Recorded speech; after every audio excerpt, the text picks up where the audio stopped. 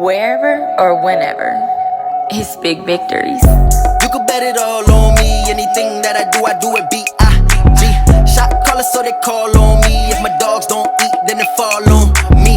It's the ice on the wrist for me. I'm living life like it's meant to be. Lived everyday shit, everything big. Big crib, big bands, nigga, it's a big victory. Welcome into episode 12 of the Big Victories podcast. Jeremy St. Louis alongside Big Vic. Mev the Renegade is also here. Mev, good to see you, buddy. It's been a couple of weeks, but thanks for popping on with us.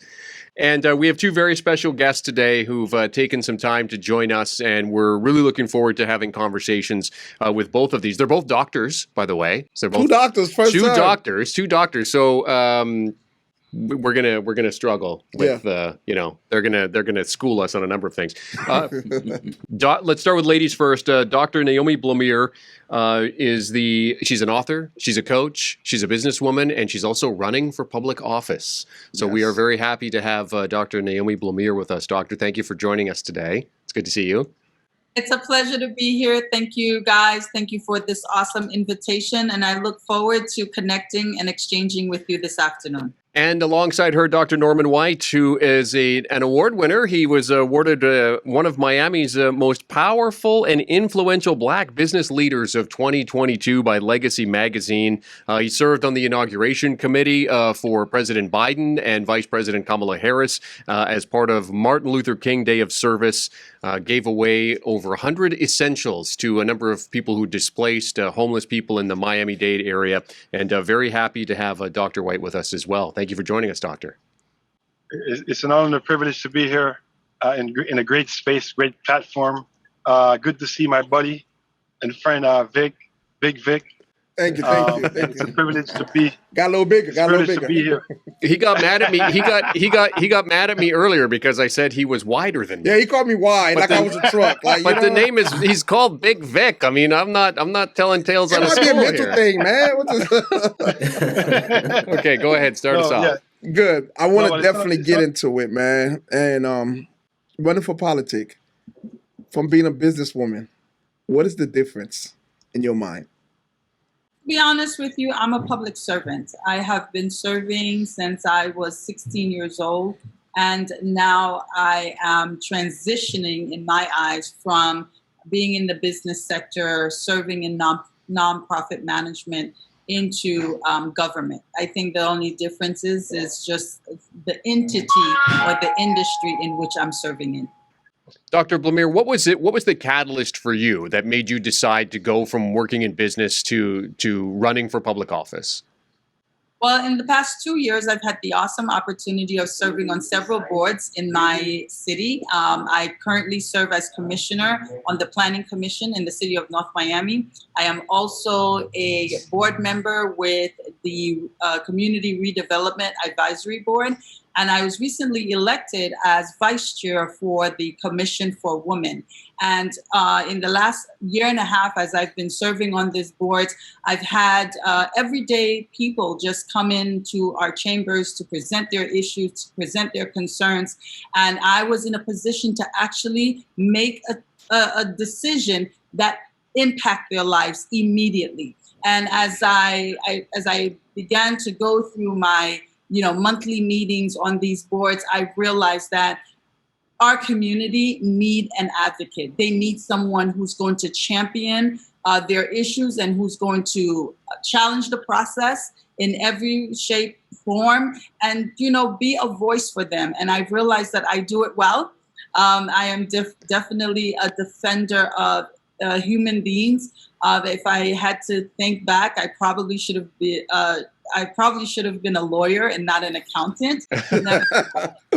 Oh, man. Nevertheless, I truly believe that instead of, defending the law, defending people in the courthouse, I have a awesome opportunity where I can defend you where policy is concerned, and I can ensure that the right policies go forth to ensure that you have a better quality of life and that your children have a better experience than you would have ever imagined. Can you actually explain for us the office that you are running for? Absolutely. So I quickly want to explain to the viewers that the governor's cabinet is run by four individuals who are elected, and the governor of the state of Florida is the chairman of the office. And so what that means is you have the governor serving as a chair, you have an attorney general, you have the CFO, and then you have the commissioner of agriculture and consumer services. Now, it is such a wide and broad position. I'm just going to narrow it down to about four specific things that this person oversees. Now, I want to go one step further and just to really share with your viewers that in the 1800s, when the Constitution of the state of Florida was established, this commissioner was actually called Commissioner of Immigration. It was not the Commissioner of Agriculture and Consumer Services. And then one step further, before the 1950s, before they actually established the Department of Corrections, this commissioner also overseed all of the prisons, all of the state prisons within the state of Florida. So it's a huge responsibility. And it covers a lot of major departments in our state that actually have a direct impact on the lives of the people. This is a $1.7 to $1.9 billion budget that this person manages. They oversee over 3,000 employees. They have about 12 departments that they are directly managing. One department has to do with the purchasing, the selling, and the transportation of liquid petroleum, which is gas. And so if you are at your gas pump in the state of Florida and you're pumping, you're going to see the seal of the Commissioner of Agriculture on that gas pump. Next, it actually also oversees the hemp economy. Right now, hemp cultivation is a $4 billion industry, and there are not enough of Black and brown men and women in that industry, and so this falls under that person as well. Something that is very significant, which I thought was profound, school lunches, free school lunches that are given statewide in every public school. Actually, the federal government uses this department as a pass-through to ensure that our children are receiving free school lunches. Now, I will definitely be an advocate to ensure that we have better nutritious foods going into the small bellies of our champions, right? And last but not least, this department also, or the commissioner also has one vote on the clemency board, which is extremely important, especially in a state like Florida, where we passed Amendment 4 in 2018. Nevertheless, the legislature, the Republican-led legislation has found many ways in order to stop the rollout of this law as the people intended, right? And so they are putting a lot of what we call taxes, right? So they're saying that you have to be able to pay this fee and that fee in order to have your rights restored. So having somebody with one vote on the clemency is extremely important. And I would be remiss if I did not mention concealed weapon license. That's what I was about to get into. Because I wanted to get Norman involved because I know he's an activist. As an activist, how does that actually, Norman, for your work? And you can finish, Doctor. But I wanted to get Norman to chime in that. 2.4 million Floridians out of the 22 million that are living here that actually are licensed to carry a permit. And so with everything that is going on in our country as it relates to gun violence, I want to ensure that every application is vetted as it stands, right? That is the rule. It should be vetted. And we know that prior to having the current commissioner in office, who is a Democrat, some 200 plus applications went unvetted, and we do not know anything about these people and their state of mind, and they're able to carry a concealed weapon license in the state of Florida. Dr. Wright, well, how do you feel about that statement you just made of you being an activist? I know it definitely affect your work as far as like firearm. Well, I'm passionate about the fact that what is it, AK-15 or AR-15? AR-15s, yeah. Should be in the hands of a soldier. It should be in the hands of soldiers in a war. It doesn't belong on the streets in Miami-Dade County, in Broward County, in in the streets of civilians, in the hands of civilians. And so, it has done so much damage already. And yeah, I think we're gonna go back to you. Dr. Norman has one of those computer that plays around. No, it was someone. It was actually someone calling. Ah, gotcha. Gotcha. I'm sorry. Okay. But, a lot of phone calls. Yeah. But yeah. So let me ask you both this. This is a conversation that I had last night. I'm pursuing a master's in journalism, and I'm taking a law and ethics class right now. One of the conversations we had last night was about the ethics of showing graphic photos in newspapers and on websites. And one of the conversations was regarding one of the photos we had as an example was a photo that aired in Colorado after the Columbine shooting. It was a student that was dead on a sidewalk, had been shot, and there were other kids huddling behind cars, and there was debate about should this photo have been out there. And with what happened in Uvalde, should newspapers and publications start publishing these graphic photos in order to move the needle in terms of change, in terms of changing the gun laws? Because if people see what an AR-15 actually does to a 7, 8, 9-year-old person, would that galvanize the population to try to change the laws? So I want to ask both of you, what are your thoughts on, because Dr. White, you brought up the AR-15, so, what are your thoughts on perhaps the news media taking a different stance and maybe turning less objective and becoming more advocate in terms of trying to change the gun laws? Do you think that that's what it's going to take in order for change to occur? Anyone? I'm really split on it because I don't know if I want my daughter. I'm split 50-50 because I don't know if I want my daughter and all these children seeing those graphic pictures because this is publicly it's publicly displayed for anyone. So if it was geared towards an audience that is 18 years and above, I would say definitely do it. But in terms of if there's no constraints and you have anyone, my child who's 8 years old. Naomi's son, Dr. Blumier's son, who's 5 years old, seeing these graphic pictures, it is shocking to the young children. Now, so it's I'm split on, 50-50 as far as this is concerned. So, I do understand that, if we have to, move the needle in terms of having a change and not just talking, the rhetoric, talking, and, having our children still in harm's way. So I'm 50-50 on that. I really, I'm not there yet, 100%. Dr. Blamier.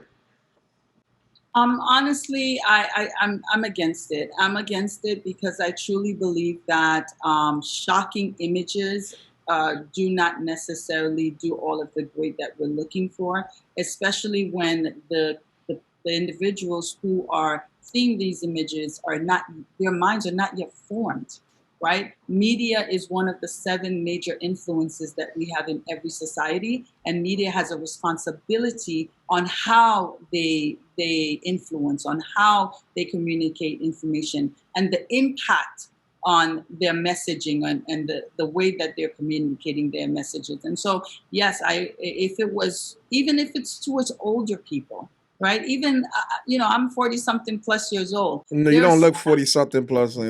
Stop it. Thank you. I like you. Yeah, stop. I thought you just can't be lying on the show. I think that even at my age, there are certain things I just, my ear gates, my eye gates, I want to protect. And if I'm protecting my ear gate and my eye gate, I'm surely protecting my 5-year-old. I think that in order for us to change these laws, we need lawmakers that's going to do their job.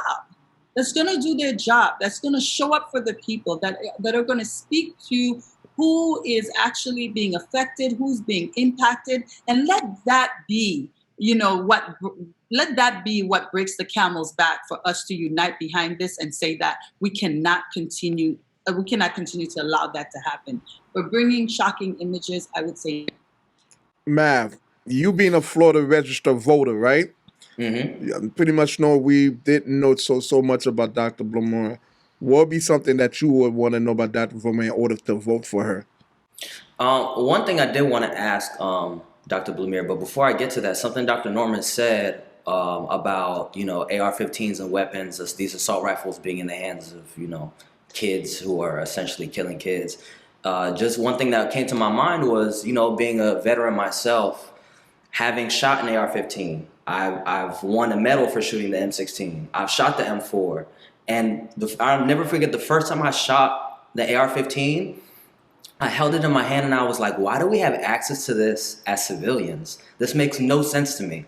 The power behind this weapon should not be possessed by civilians at all, much less us in the capacity we were firing it. But I digress. But back to just getting to know Dr. Blamier and, as a voting Florida citizen, one thing that perked up my ear, I hear the accent. So I'm just wanting to get a gauge of like, She's one of my people. Where are you from? Who are you representing? I know you're looking to represent Florida as a whole, but you come from some place, you look a certain way. So therefore, certain people are going to gravitate towards you. I just want to explain to our viewership who it is, where you're from, and who are you really? So I am the daughter of Haitian immigrants. Say that again proudly. There's not many of us. I am the daughter of Haitian immigrants. My grandmother came here in the 1980s, and she did not have her papers. She could not read English. She could not write in English, nor could she comprehend. But she found out that people like her can actually seek opportunities in Immokalee and work the farms.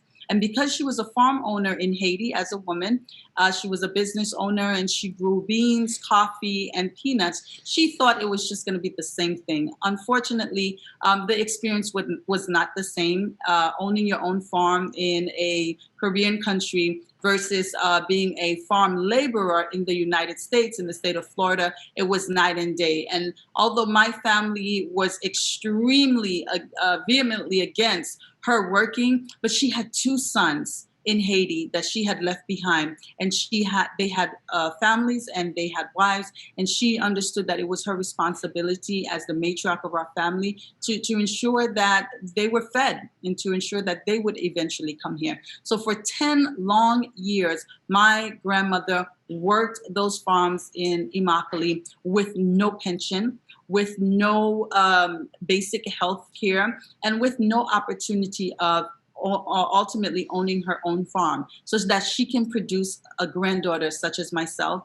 I am a successful business owner. I have been ingrained in my community, serving my Haitian American community, and now I'm looking to serve the 22 million residents in the state of Florida. Yeah, you're Balancing Life nonprofit. Just reading a little bit about it, it's just fantastic to read about. And there's obviously a lot of work, a lot of thought that has gone into that. And I mean, you were someone that worked for Fortune 500 companies. You were someone that was in New York City. You were living that life, and you've decided to become a servant of your community. And I think that that's important to point out as well. That you're someone who was a very successful, business person, at an executive level with Fortune 500 companies, and you made the conscious decision that you needed more out of your life than just that, and decided to come back to Miami-Dade in order to do that and open up your Balancing Life nonprofit. You hit it right on the nail. I have 20 years of retail management, commercial banking, and nonprofit management. As I stated earlier, I'm an accountant. I'm currently a master's in public administration candidate. And yes, when I was at the banking center, actually in 2008, right before the market crashed, I just felt unfulfilled. Yes, I was helping a lot of small families purchase their first home. And I was helping small business owners get access to lines of credit and capital to grow their businesses. But deep inside, I just knew that God had more for me. And I formed my first nonprofit in the state of New York, which was focused around women's issues and providing housing to young women 18 to 25 transitioning out of foster care. And in 2014, when my grandmother passed away, I came here to South Florida to bury her. And in essence, I never left. Met my husband, got married. We have an amazing 5-year-old son, and we are balancing life in South Florida. And for me, serving means meeting the people's needs. And I just find that right now, in the time that we're living in, especially in Florida, the masses are just left out. They're left out of the conversation. They're not invited to the table. And for many of them, they don't even know what the conversations are about. And I definitely want to be that leader that brings them to the table, essentially invite them to the table. And when they are not able to come to the table, I want to go back to my community and say, this is what's happening. This is what you need to be aware of. And this is how you can fight back when necessary. Wherever or whenever, it's Big Victory.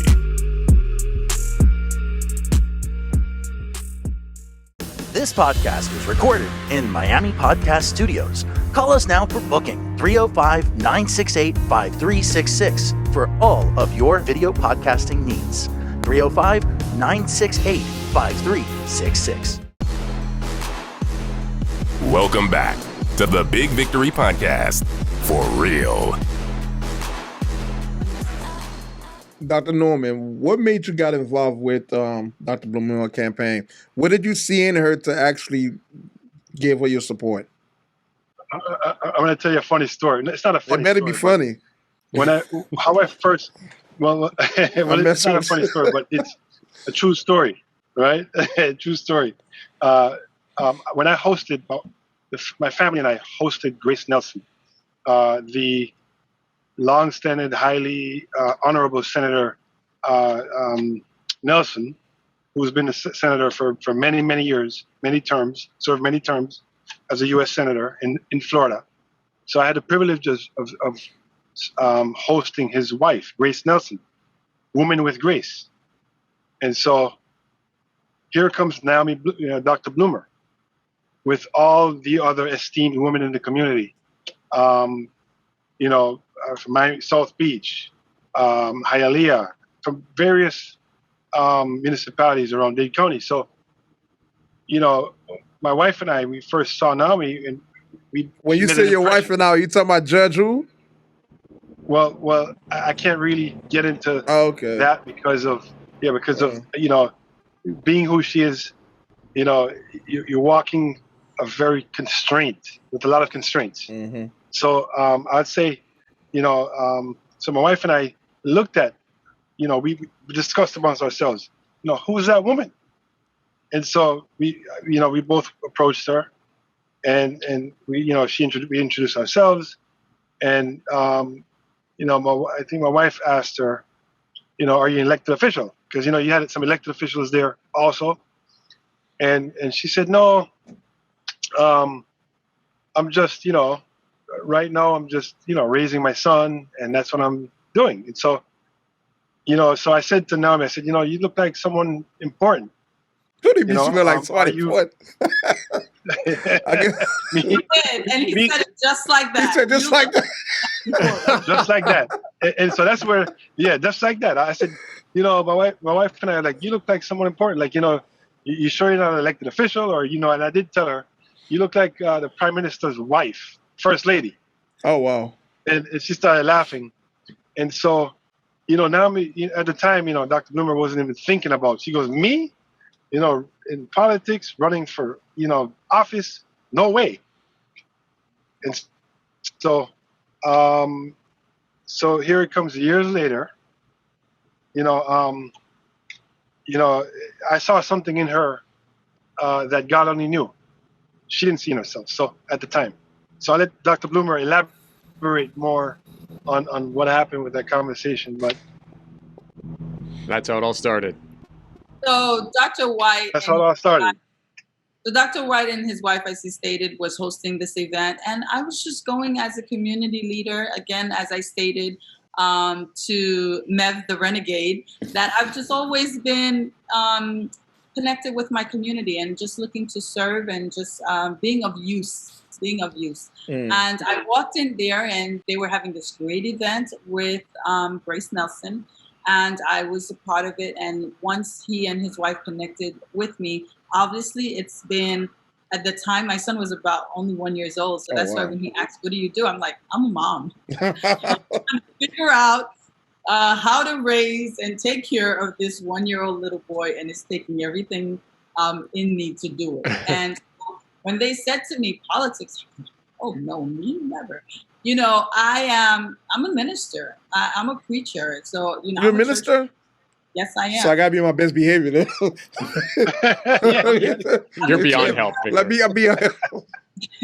So I'm a minister. I've studied theology for over 4 years. I've been a licensed minister since 2008. I have an honorary doctorate in ministry for the body of work that I've done over the past decade. And so I just didn't see myself as a politician, because when you're in church, you know, especially growing up Haitian, you had three things. You had l'école, l'église, la caille. L'école, l'église, la caille. I know those too well.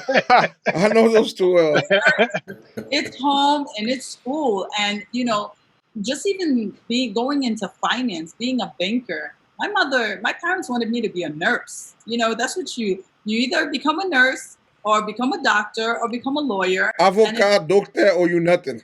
You know, and that's it. So this woman, it was kind of like, what is that?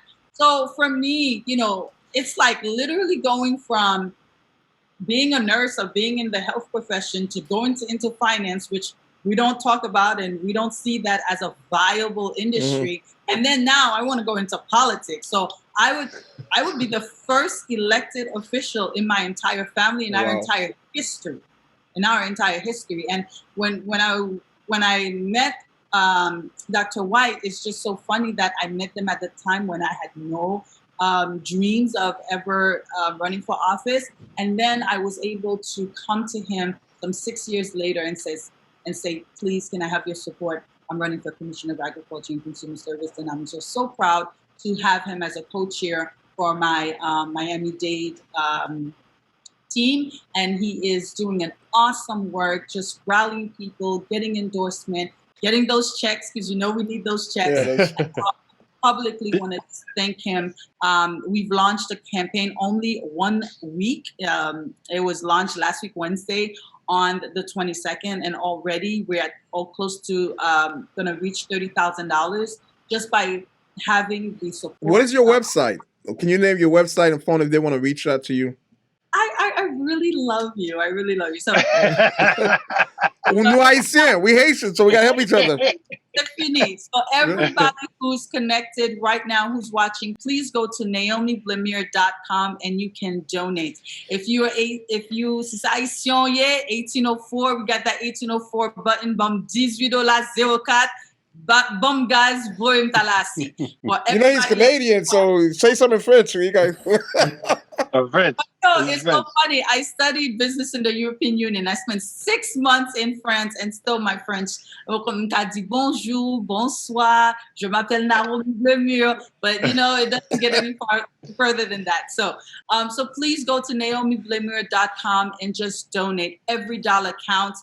I am the first Black woman to qualify to run for this statewide position, and trust and believe I will make you proud. And just want to make sure that we're spelling that correctly for the people that are watching. That's Naomi, Naomi, Blamier, Blemur. So it's a little bit different than how it might sound. You might say Blamier. It's Blamier. So that's how we're going to go with it. So that's the website if you wanted to donate. Okay, so Dr. White, I'll get you to answer this after I ask this of Dr. Blamier. But when you look at the state of Florida right now, and you look at kind of what's going on with everything from a national perspective, drilling it more down to state level, municipal level, Dr. Blamier, for you, what is the biggest issue right now facing the state of Florida?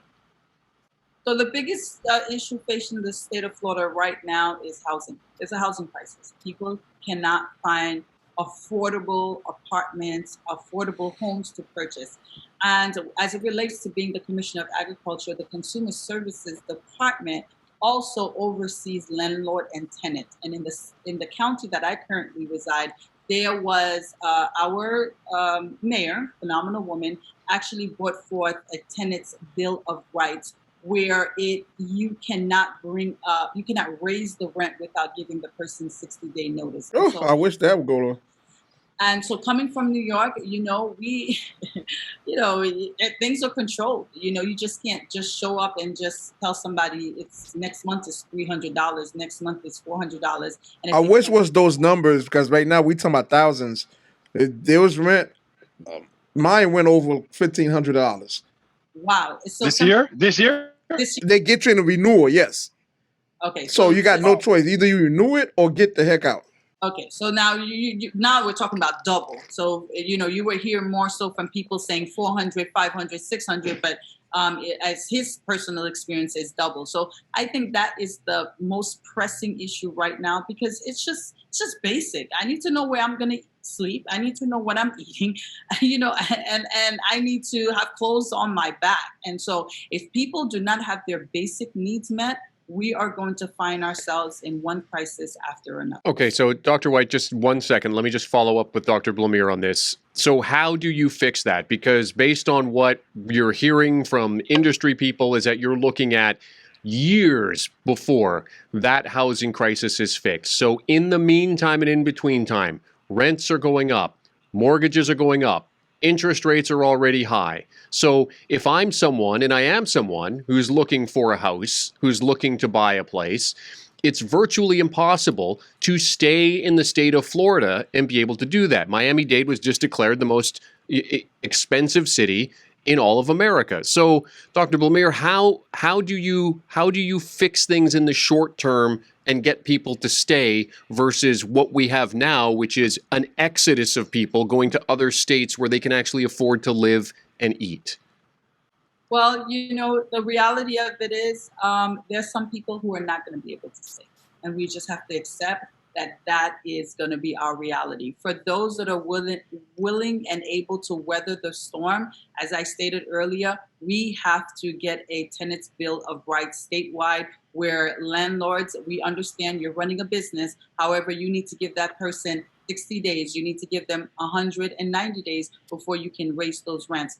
And as it relates to being able to purchase a home, putting people in a position where they can qualify, I think that we need to find innovative ways where we create new opportunities for people to own their own businesses. Because at the end of the day, working a 9 to 5 is only going to get you but so far. But if we have opportunities where we can create, where people can actually own their own business, take charge of their future and the trajectory of their life, I think that there will be several of us, like myself, like you, who are going to stay here, weather the storm until things get better. Dr. White. Dr. White, you sound like an incredible advocate. But I think that thank you, Vic. Yeah, I think that there's two pressing issues. I know you asked for one. I know we have the housing crisis, which I've been saying for about 7 years, since I've been highly active in the community, foreseeing this coming, and going to the commission. The board of county commissioners speaking on the issue, fighting for the affordability. My thing was, making Miami-Dade County an affordable county, affordability, because I foresaw this crisis coming and getting worse 5 years ago, and so no one was listening. A few people listened. I would say that the mayor, Danielle Levine Cava, listened, and she made that a part of her platform. Also, Dr. Bloomer got it, and we discussed it, many times. What when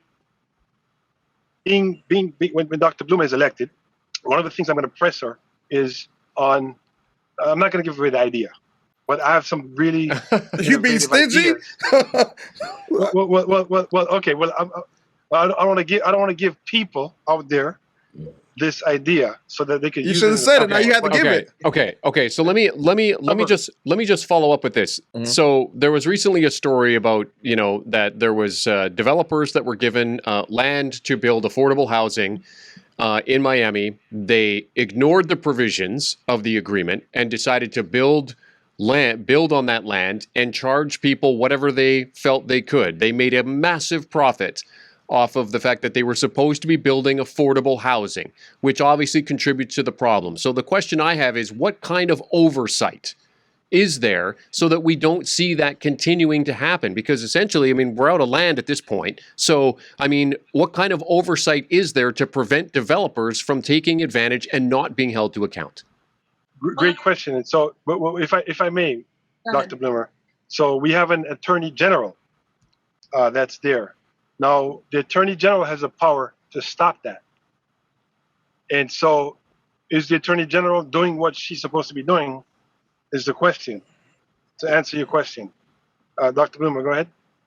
No, I was just going to chime in and say, you know what, at the end of the day, if I am sitting on a city council or on a county council and I give land to a developer and I earmark it specifically for affordable housing, you do not build affordable housing. There should be some kind of clause where whatever you build, I take it back. Mm-hmm. I take it back, because at the end of the day, I am literally giving you free land and I'm giving it to you so I can fix a problem. So I can give a solution to the people. If you do not fulfill your end of the bargain, you should lose the whole house. You're listening to the Big Victories podcast.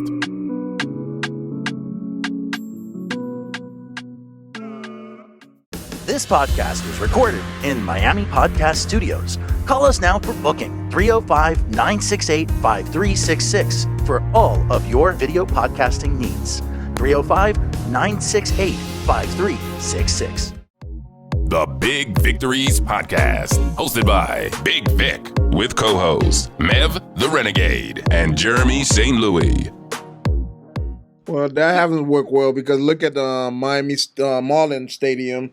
All these stadiums, Miami-Dade County collect no taxes. Right, but on the other side of that, Dr. Blamier, I don't want to get too into the weeds about, the current state of Miami-Dade City Council, but I mean, it's not an undocumented fact that there is a little bit of shady politics that goes on there, but at at a higher level. Okay, so let's say that does happen. Okay, let's say that the city, knows that the developers have made money on it, but the city chooses to do nothing. The city chooses to look the other way, or somebody's pocketbook gets greased, or what can the state do in that case when the city is looking the other way, but it's well known that this has particularly happened? Does it fall to the Attorney General, as Dr. White was saying? I agree that it does fall onto the Attorney General now, because now he or she has to defend the rights of the people, because that land was for the state. And I think that, as Dr. White stated, individuals who we elect and put in those positions, we have to literally keep their feet to the fire and ensure that they're doing their jobs. And if they're not doing their jobs, we organize, we mobilize, and we get them out. There's just so many fires right now. Yeah. Doctors. There's so many fires that we have to fight right now. When is the primary? Primaries August 23rd. Those who have called in to receive their mail-in ballots, depending on where you are in the state, there's 67 counties, 412 cities, depending on where you are. You should be receiving your vote by mail ballots between the 12th and the 19th. Okay. So if I may chime in on something. Absolutely. If I may, yeah. So the thing is, when Dr. Bloomer is elected, these concerns that you have that are pressing concerns, she would be able to, she's in the cabinet sitting with the governor, okay, the attorney general, and the people that are key decision makers in Tallahassee that oversees the state, 22 million people, she would be able to at least urge them regarding the affordable housing issue. Right now, the checks and balances leans one way, okay? And I try to be objective as I can. When you look in the governor's cabinet, there's only one Democrat that's sitting in there, only one. So that's Nikki Fried, and so when Naomi is elected, when Dr. Bloomer is elected, she would be able to be that voice again. So getting to let's get to something she would. Let's Appreciate get to that, Dr. White. Thank you. Let's get to the subject which she would be able to control, and I want my Mav to chime in that too as well. What are some of the laws that you feel like when you do get on and become that official, you would like to put in a docket to be reviewed? So first and foremost, I just want to be clear that the cabinet is the executive branch, and you have the state representatives and the senators who are actually putting laws together, and they are giving it to the governor. And he has that pen, yeah. And he is doing what he does. Now, I can serve in 3 roles, as I've shared with everyone. I can be an advocate for anything that affects the 22 million people living here. I will be a regulator to ensure that the laws that are on the books are enforced. And I can truly be somebody who ensures that the entire management of the department, that is agriculture and consumer services, is running like a well-oiled machine. Now, there are some things that are extremely dear to me that I do believe. I truly believe that where the license to carry is concerned, we need to add some things to it. Okay, I am not opposed to an individual carrying a concealed weapon license. That is perfectly fine. However, I do believe that there are responsibilities that come with it, and those responsibilities should be presented to the person up front. I definitely want to ensure that as a former banker, I am engaged with local banks as well as countrywide banks to ensure that these small farmers have access to capital. As I stated earlier, they are employing people like my grandmother.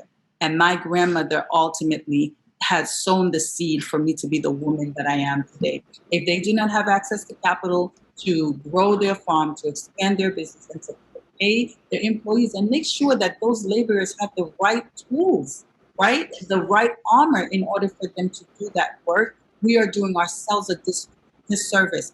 They are putting fruits and vegetables on your table. Yeah. You understand? Currently in the state of, they are committing suicide. Farmers commit suicide at a higher rate than any other industry. I happen to know that because I actually deal with a lot of farmers. I have a company which I do work with. We supply the farmers as far as the fertilizer, mineral, and all that stuff.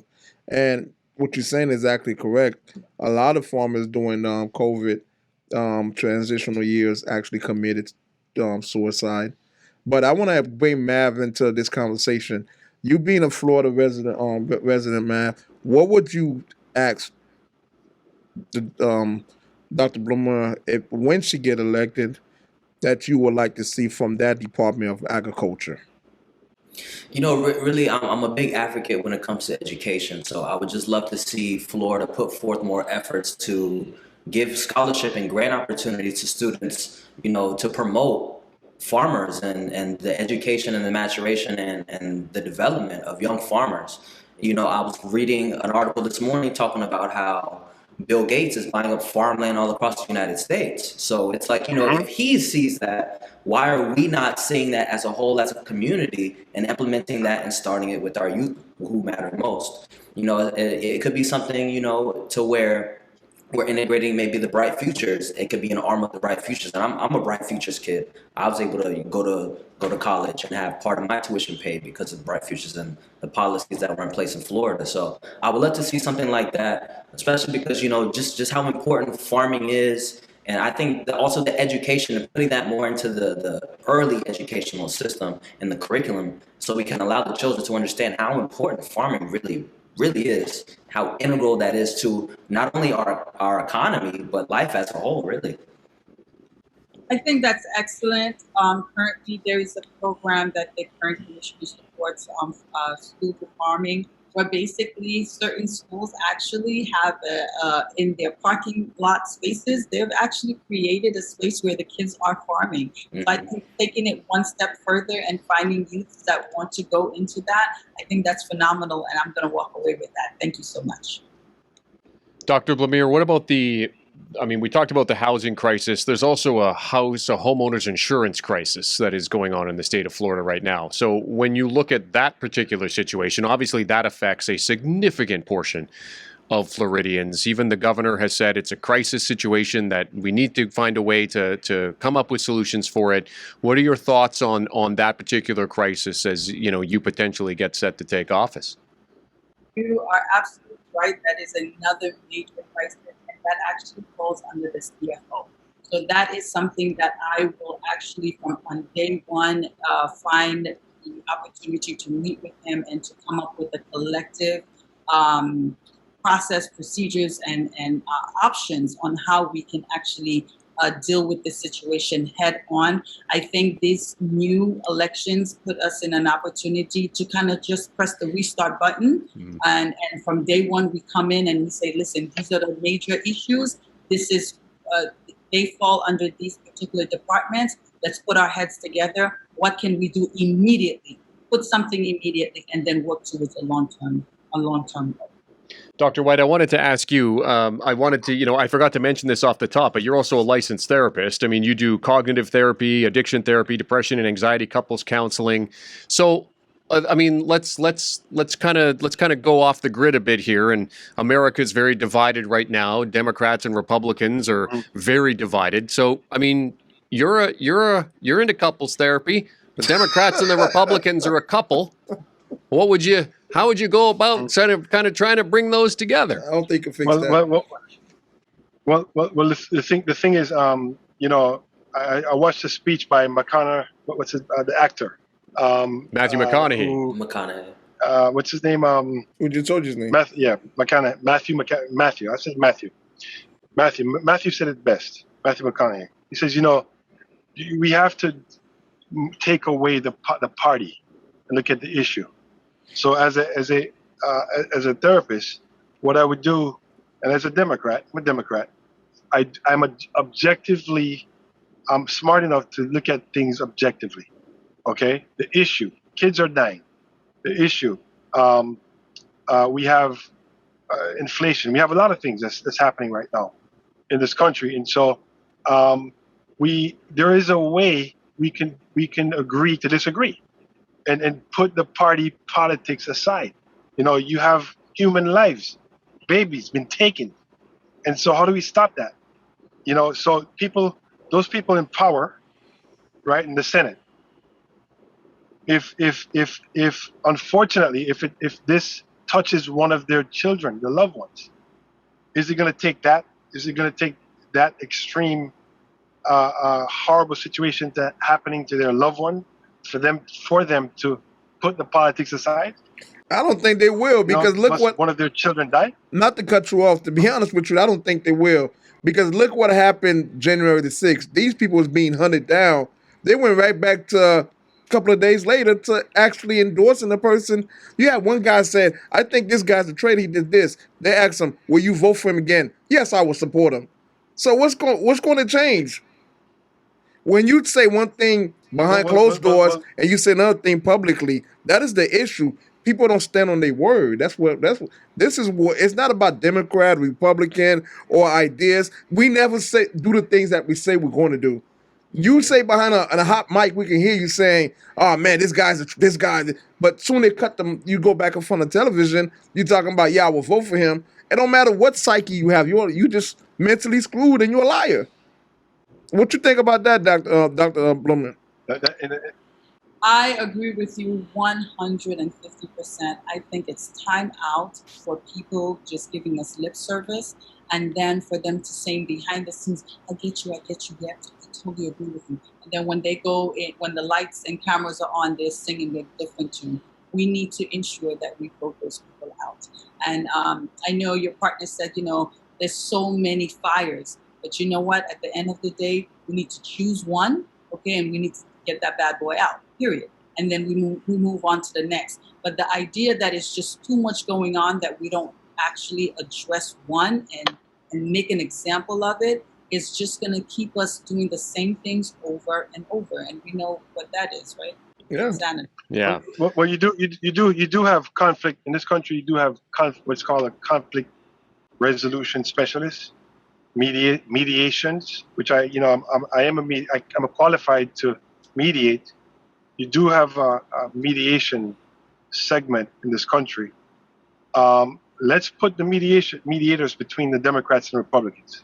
If they're not getting the job done, if one side doesn't want to move the needle, you know something, Dr. Right? You and I are good friends, but I have to totally disagree with you because we have that something that's called a Supreme Court, and you see how they've been behaving. So you're talking about, right. So there's no mediation for this country. I'm not saying we doomed. It's a simple fix. If one person actually, he's a Republican, no matter what it was, I respect him, was Karl Rove. Karl Rove, have you signed this piece of paper before you get elected and say, before we support you with any type of money, you're going to actually support the NRA, or you're not going to do this. And if you do, we're going to come get your butt. You know what I mean? That's the problem. But Vic, that's the problem. On the Republican side, if they don't play by the rules, Big Daddy or the big guy will there's a condition. But my thing, this is what I'm asking. But that's and I think that's part of the problem is that you're not serving your constituents. You're serving your party. Yeah. You're serving the leader of your party. Mm-hmm. This is and one of the things I want to get Dr. Blamier in there. I want to get Dr. Blamier. Then I'm gonna get to a lighter part of the show. Dr. Blamier, your campaign. What is your campaign about? Because when you do win, I want to go back into this show and say, have you met those criteria to get elected that you're telling us? I don't want, because a lot of people, like I said, for me, it's just more, I don't care if you tell me you're not going to give me no money if you get elected. That's fine. At least I'm not expecting it. But don't tell me you're going to cancel student loan. Then I'm over here voting for you and waste my time and you don't cancel student loan because I'm going to be pissed as hell. But I don't want you to be pissed as hell during these. So I'm going to tell you the 4 things that I am going to focus on. Number 1, I want to see more Black and brown individuals in the state of Florida getting into the hemp economy. That's number 1. Number 2, I would like to champion community farming. Listen, we need to put the power back in the hands of families. They need to be the one controlling what they eat, how it was grown, and really understanding that what they're putting in their bodies are free of all types of sickness and diseases, and we can do that. This small farming, community farming idea will actually give them education and give them seeds where they can actually plant their own fruits and vegetables. Thirdly, I want to ensure that we make nutrition for our children and what they're eating for breakfast and lunch in every public school in the state. I want to make that a priority. Last, but not least, I want to ensure that we present safer gun rules and policies. You can have your guns. There's a question I don't want to ask you because I want you to get elected because I want to ask you about AR-15. To be honest with you, the big question, are you banning it? Are you keeping it? Or listen, you can have your guns. Okay. However, there should be responsibility that comes with it. And part of that responsibility should be ensuring that they are far away from our children and individuals that have mental illness. That should be a prerequisite. And if you do not fulfill that part of your responsibility, you should be held accountable. I think it's going to take a very, very brave person who does not necessarily care as much about their political career as much as they have a moral code that they want to stand up for. That's what it's going to take in order to change things. At the beginning of our conversation, I mean, I asked about the graphic photos, and the reason why I asked about that is because the thought process that I had is I agree 100%. I do not want kids subjected to those photos. But because of the fact that we have been going on since 1999, 23 years without a change, all those people who have died, if you look at those kids, what they experienced, maybe them experiencing that is going to change the thought process I have is that if one of these kids who's too young to see these photos sees these photos or is part of some type of gun violence, maybe they're going to have to be the ones that are going to make the change, because we so far have not found someone brave enough to take that kind of a stance, because they know that it would be, in essence, political suicide, right? And so that is something that I kind of asked that question with that kind of in mind, and that I don't want that to happen. Obviously, I would wish that we would have no photos, that they would see nothing of that sort, even have access to something like that.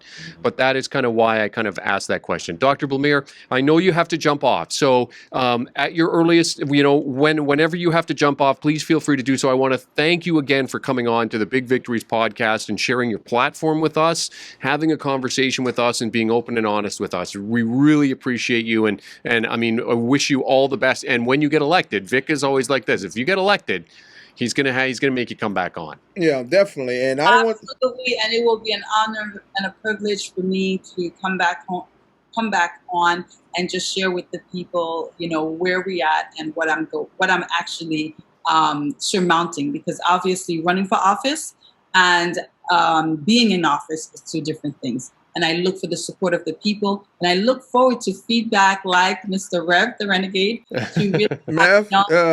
He's quiet though. He act like it, but him and Jimmy the smart one.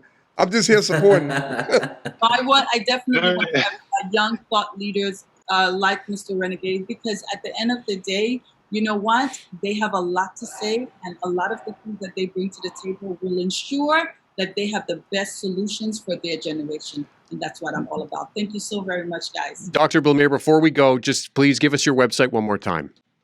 www.naomiblamier.com. You can follow me on every social media platform at Naomi FORFL. Thank you. Thank you, Naomi. Thank you, Dr. Blamier. We appreciate it. Appreciate you coming on with us. Dr. White, stay tuned, because I'm going to get into your personal life, because I know you well. We'll be right back with the Big Victories podcast.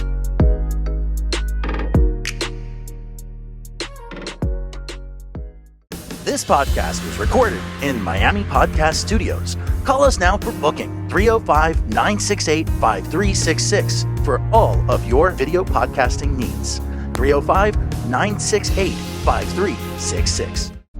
We're back with the Big Victories podcast. Here's your host, Big Vic, for real, with co-hosts Mev the Renegade and Jeremy St. Louis. No, I didn't want to ask her that certain questions with you being on as activist, because with activists I can open up more with you. Okay. Like, how do you truly feel about AR-15? Do you want to ban it as being activist, or you think it's a weapon of choice should be kept? And I want a straight out answer, Dr. White. No, straight up, ban it. Ban it from having civilians use it. As Melv said, and I don't want to butcher his name. I do it all the time. Just call him Mr. Renegade. I do it all the time. Mr. Renegade. Yeah, Mr. Renegade. So Mr. Renegade says, he had the experience of firing that powerful weapon. Okay, being using that weapon and experiencing how powerful it is. His conscience told him this does not belong in the hands of civilians. Okay, so that speaks volumes. Okay, and so my conviction is I share the same conviction. It should be kept in the military for war, on the fields of war. So, ban it. Simply, that's a simple one. Ban it. To answer your question, now I know one of the things we didn't really get into with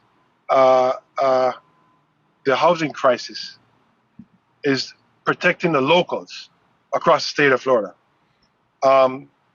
We have to be mindful of people who have lived here for many, for many generations. Yeah. And so, are we doing things? Are we creating programs that would help these families grow roots and stay here? I don't think that there's, and that's one of the things Dr. Blamier and I are tackling, is how do we keep the locals stay here and staying, grow and thrive locally. I really, in Miami-Dade County, Broward, West Palm Beach. One of the things that kind of stands out to me as someone who's been in this, I've been down in Florida for a decade now, and I've lived in townhouses, I've lived in apartments, I've lived in houses, and so one of the things I honestly think, Dr. White, that there needs to be an examination of everything almost from top to bottom. Like, and I'm thinking about, I have a friend of mine who, she got a letter from her insurance company last year that her 7-year-old roof needs to be replaced or they're going to drop her insurance. So they're going to drop her insurance. She has to pay $12,000 to have a roof replaced that doesn't need to be replaced because the insurance company has decided that this is what we're going to do now, and we're going to make you replace the roof on her townhouse. So come to find out that the HOA is involved in this, and there's so there's just so much. And I don't know if it's a Miami thing. I don't know if it's a Doral thing. I don't know if it's a West Palm thing or a Florida thing in general. But I remember when I was living in a townhouse. I mean, we had a guy come and look over our place, look over our place all the time, and then all of a sudden he comes and says, "I can't do this anymore because the HOA, they elected a new president. She's bringing in all of her friends, and so all these people, we're not the same people. So now we're out of work. There's politics involved even at that." That municipal level. So, Dr. White, I mean, when you talk about things that have to, benefit, that you want to benefit the locals that have been here for a long time, I mean, do you agree that it's a system that needs to be looked at, not just in terms of programs, but in terms of actually how it's organized as well? Yeah, absolutely. I definitely think that there needs to be an overall, there needs to be some restructuring from the top, and it starts. Those who are in power, right, have the capability and the ability and the intelligence. Some of the brightest minds live in this country. Some of the brightest minds live in Florida. Right here in Miami-Dade County. You have the brightest minds that live here. And so why is it we cannot figure out how to make the change, right? Because of politics. And so, like you said, it takes someone brave to stand up and make that change. Make that change locally. We can't do it. Sometimes I scratch my head. I'm like, well, it's not all that perplexing. But when you talk about your moral code, right? Some people will do anything for money. Some people will do anything for power. Let's get into something heavy, and I hope I can get an answer from all you guys. And it's something that just passed in maybe last week, but we knew about it months ago, okay? Let's get into abortion. I want everybody's opinion. Mav, you go open up. Jeremy, you can say as much as that don't affect you as your television work. But if you got to, you know what I mean? Yeah. And so let me start off with the marvelous Marvin Mav, the renegade. How do you feel about the abortion law that just, by the justice?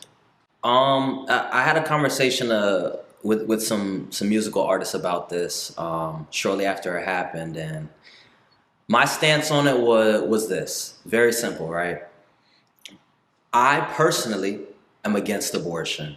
What I am not against is the fact that my country can tell a woman what she can and can't do with her body. That I am against, right? I don't think it's the country's place to take away that liberty from a woman, right?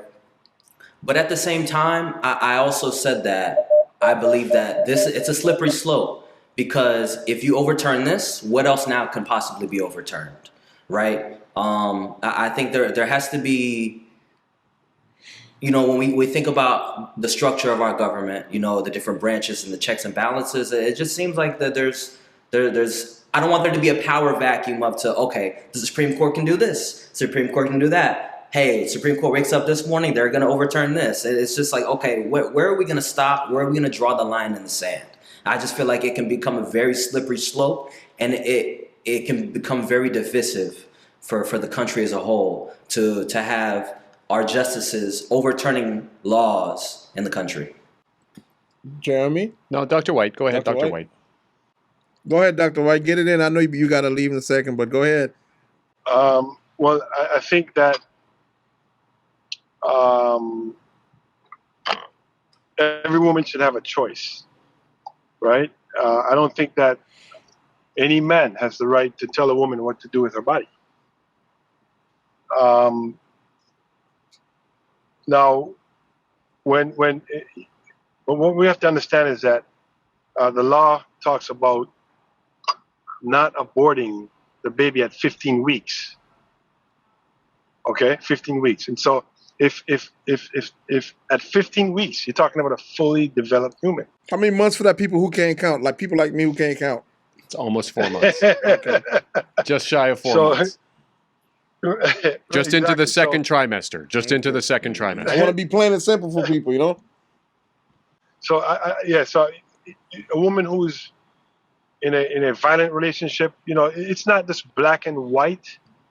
There's some gray areas with the law here, because you have different cases. Someone gets raped, a woman gets raped. Should she keep that child? Can you think about the trauma of and the putrid experience this woman is dealing with, being raped and having this child, right? Absolutely not. So I think when it comes down to the choice, each woman having a choice to do what she wants with her body is my ultimate stand on aborting the kid. But like I said, at 15 weeks, I don't believe that,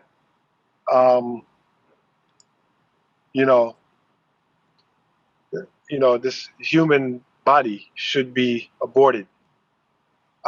So before it gets to that, before it goes there, it gets to that that development. So basically, you want to get to the point that the earlier the better for you. Basically, if they can figure it out within the 9 to 10 weeks or whatever, that point it's suitable that they could have that abortion. Well, the earlier, because it's a very sensitive thing. It's a very perplexing thing, because you're talking about my beliefs. Okay, yeah. When it comes to your beliefs, that's an important thing, sacred thing. So. But my thing is, this is why I'm confused at. Then I'm gonna give it to Jeremy, because I know Jeremy actually can really articulate about that, because I also follow him on Twitter. So I've seen his couple of his. That's the reason I asked that question. If we talk about belief, personal belief, and far as religion and all that, I'm not religious, but I'm spiritual.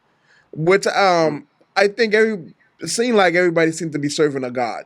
You know what I mean? Your God, my God, Buddha, this and that, Muslim. So at what point does that Christian person say you shouldn't be abort that to somebody who's a non-believer in religion?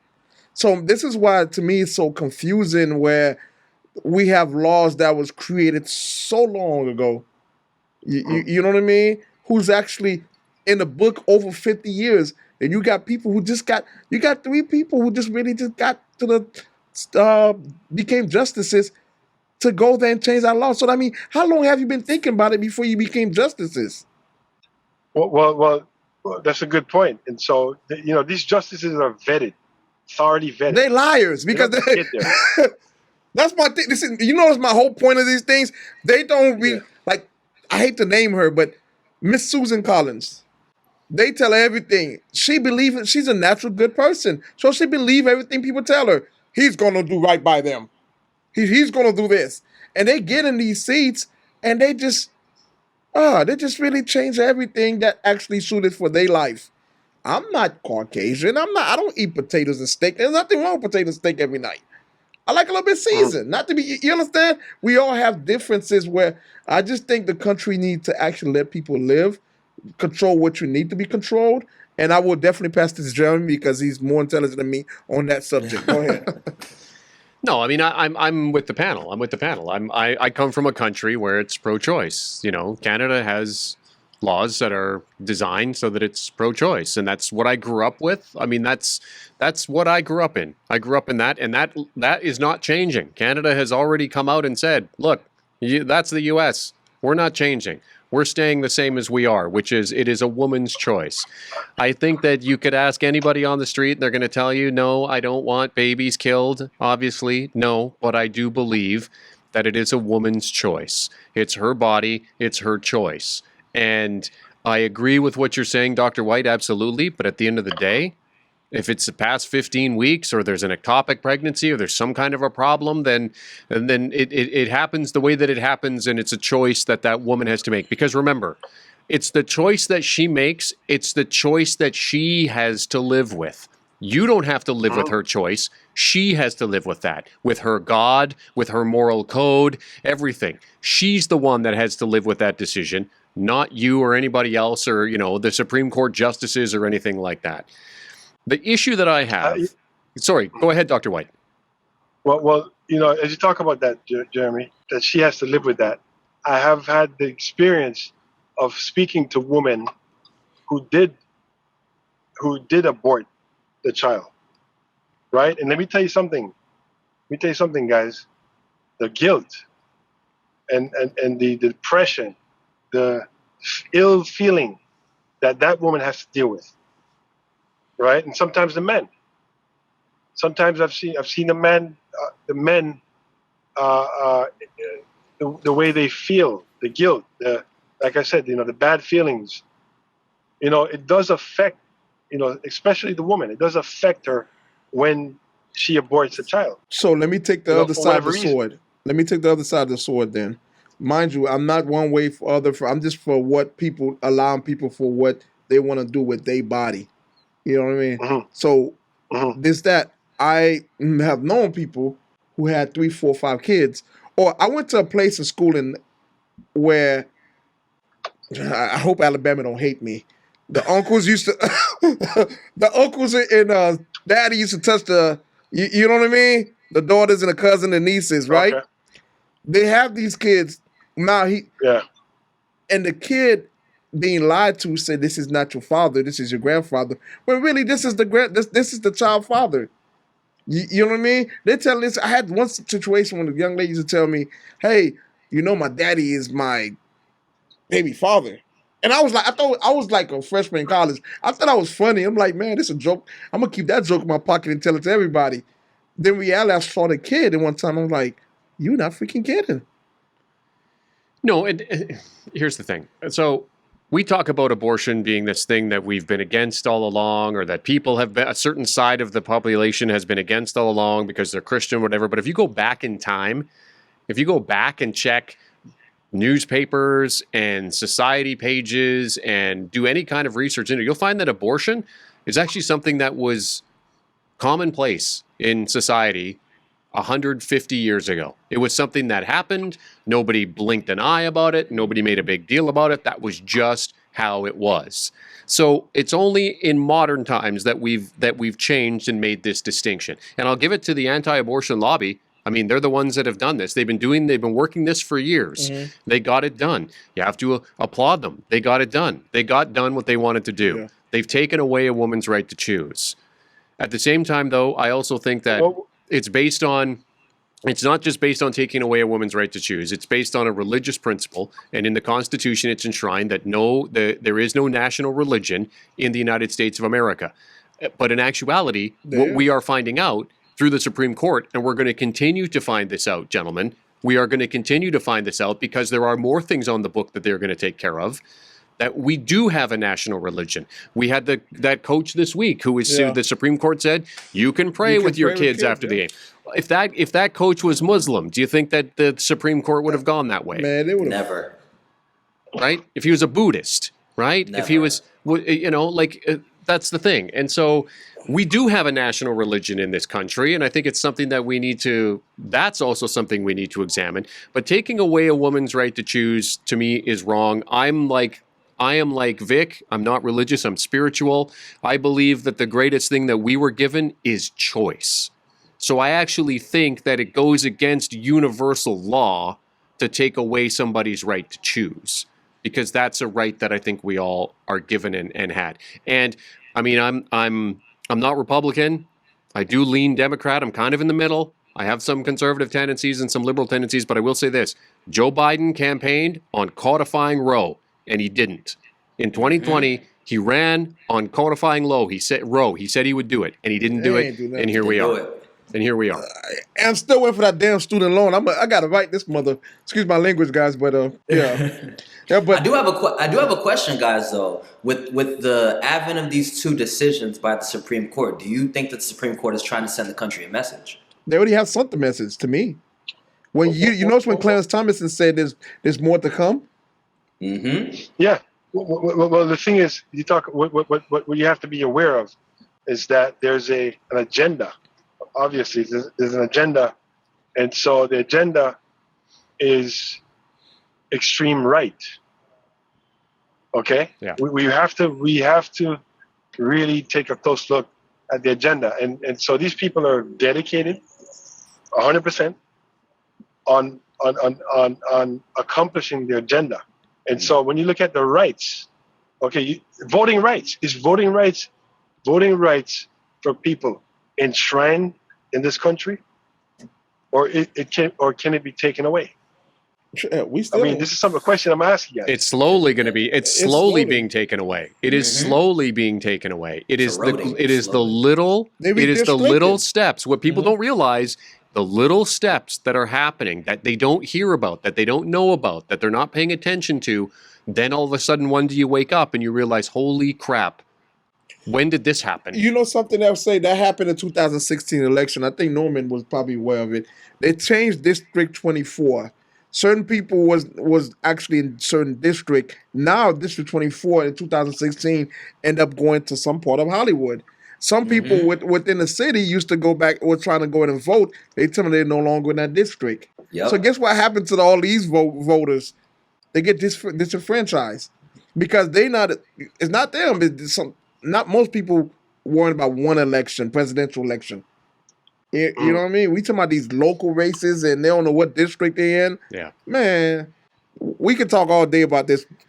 Unlucky we're about to end the show, but yeah, we have to wrap things up. We could probably spend another 2 or 3 hours talking about this kind of thing. Obviously, it's a highly charged issue. Dr. White, thank you so much for staying on with us and having this conversation with us. I know, don't mean to put you on the spot, and certainly don't want. Put him on the spot. That's my friend. Drill him. Sir, you can call Vic privately afterwards and read him the Riot Act. But Dr. White, thank you for coming on with us. It's been a real pleasure having this conversation with you. Thank you so much. Thank you, Big Vic. Thank you to share this platform with, three incredible men. It's an honor and a privilege. Please go out and vote. But vote your conscience. I'm saying objectively. Absolutely. Women, men, whoever you are out there. We have very important race coming up in August. Yeah. And so it's going to be a deciding factor. It's either going to go extreme right or center. I like to do things moderately. When you go to extreme left or right, that's where, there's a problem. So hopefully, after August, we'll be in a center type situation, not the extreme. Well, and I think what people are realizing is that there is a presidential election every 4 years, but also an important municipal state elections every couple of years. Yes. And it's important that you are present and exercising your rights in both of those things. Great way to end it, Dr. White. Thank you so much for joining us. Mev, Always good to see you, buddy. Thanks for hopping on with us in a great conversation. Matt Great think addition you're to the a pretty boy, conversation. man. Look at him. He's like a 14-year-old, man. He looks great. He looks absolutely great. Gentlemen, thank you very much. That's episode 12 of the Big Victories podcast. We'll see you next week. Y'all them love me one fin me like then a big bulldog 4-4 air trigger. And the boy this will get him head top. Lift up in the push start. Big body, bimmer. Y'all them love me one fin me like then a big bulldog 4-4 air trigger. And the boy this will get him head top. Lift up in the